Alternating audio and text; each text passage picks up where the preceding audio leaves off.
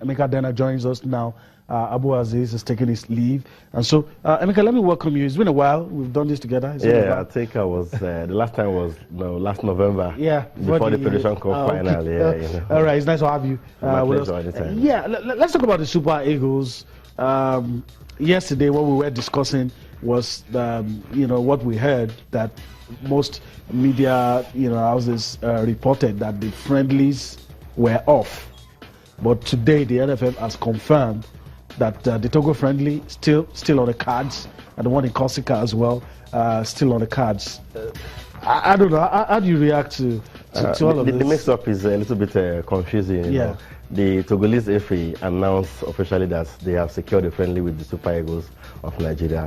Somehow the NFF debunked that story, and all of a sudden they came back to tell us that the friendly is now on the card. Good one finally, but of course I think there was a little bit of miscommunication. Yeah, communication gap somewhere. Exactly, but all that has been sorted out now and it's been confirmed. It's official. We'll play Corsica 26th of May. Then on the 1st of June we'll play Togo. And a lot of people did ask questions about Corsica. When they are not an African team, we are going to play South Africa in June for the AFCON qualifiers. We play Cameroon later in August for the World Cup qualifiers. Why play Corsica? Now we have Togo, an African side, a West African side, as it were, similar to Nigeria in terms of physicality, pattern of play, and all that. So it will give the team, the manager, gonna draw an opportunity to assess it. Especially because most of these guys are not the key players. Yeah, exactly. Most of these guys are not the main Super Eagles. Yeah, because we also understand that after these two friendlies, we have another team that will be released for the South Africa AFCON qualifier. Yeah, so it's good to see these guys. Yeah, exactly. So they are the guys that can make it from these two friendlies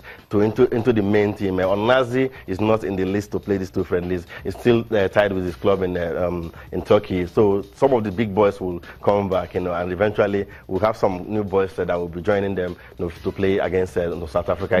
But the thing is, I mean, you also follow the trail of discussion and the issues that people raised on social media, and even while we as friends are having a private chat, and you want to ask, does it really matter who we play, especially in a tight period like this? I mean, most of us praise the NFF for, in that tight situation, able. Now that they say the friendlies will go on, we're happy, but does it really matter who they play? Well, it matters to an extent, so many stuffs are at stake here. The ranking points are at stake. There's an opponent you play, you even lose ranking points. It's not about tight. Yeah, exactly. It depends on who you play. If you play, high grade A friendlies, you gain ranking points if you draw or win such games. There are some games you play. If you play against teams that are below you in the FIFA rankings, it will not really help you. If you play against tough opponents, they also bring out the best in you to an extent. If there are lapses to be exposed there, such teams will expose those lapses, and the coaches will go back and try to work on those lapses. So it matters who you play. You don't play against an opponent, for instance, Djibouti. You beat them 10-0. It looks like all is rosy. You come up against South Africa, you're struggling to even score a single goal. So I think it matters. But outside the rankings, especially when the games are not within the FIFA window, you have to commend the NFF for even trying to get such friendlies. And that the guys are able to play. Exactly. The leagues are just about ending, and the players are coming straight to camp. Have a period of a week or more to stay in camp together, and eventually the coaches will assess them and all that. So it's a commendable one for them because it's not in the FIFA free window. At the end of the day, they're able to organize those friendlies. So good one for the NFF. If it were to be in the FIFA window, it's going to talk about why not go shop for quality opponents and all that. Yeah. So the issue has been laid to rest, and there's probably no reason to be worried now that the NFF have confirmed that the friendlies will go on, and the praises they've received for being able to work this out is still intact. And so we'll move on from there. Emeka, let's talk about the Nigerian National League, and it seems a lot of good things are happening these days. You hear about the 3-year sponsorship deal that the officials have signed, and you know that the NNL are saying that this will reduce the financial burden on participating clubs. The issue has never been the willingness for clubs or players to play football, but the problem has always been, what am I doing this for? What am I getting? And I think it's good now that it's even coming from the low, not even the top, we're not even talking about the top the flight. second tier league. We're talking about the NFF, that they can even get sponsorship. It's unprecedented for the Nigerian National League. Those days under the leadership of Emeka Yama, they had a little partnership with an insurance firm then. But this time, this is massive, 200 million naira for a period of 3 years. It will go a long way in alleviating the plight of some of these clubs. Before now, there was this practice that the home teams pay the indemnities of the match officials. To an extent, it's counterproductive.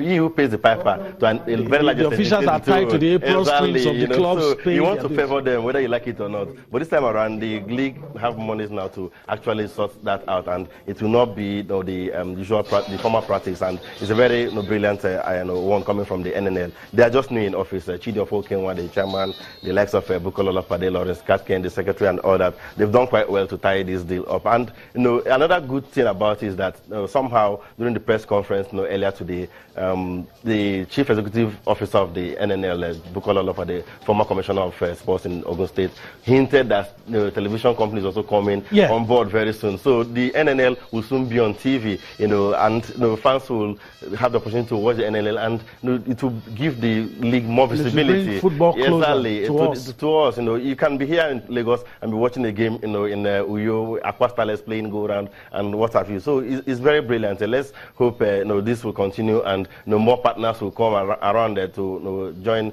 forces with the betting company that signed the deal with them today. All right. Let's listen to the key actors that brokered the deal that made this happen, and we'll be back for more on Sports Tonight. Before now, in the Nigerian National League, you know that even clubs pay indemnity to match officials.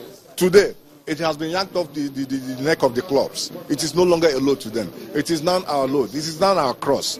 And to prosecute a week's match, it takes about 5.5 million naira. And if you calculate it per 30 games in a week, vis-a-vis the number of games entirely, for 30 weeks of the game, it runs into about 162-67 million naira.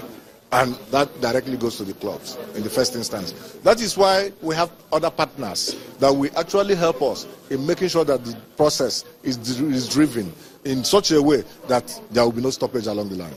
Today, we have NTA taking our matches live. We have them doing previews and reviews. And we have channels and Silverberg doing their midweek analysis and putting our league in the stead that was not there before. So yeah, I think we've achieved the aim of getting TV to support the sport. We can do better, and we're working towards that. The decisions you've seen so far have been swift. They have been solid enough to act as deterrents for other unruly players or club sides. And the consistency can only but elevate the status of this league. And that consistency can only but help for more sponsors to come on board.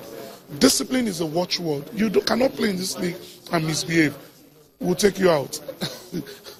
We'll take you out. You'll be bad. Your stadium will be closed down. People will be prosecuted.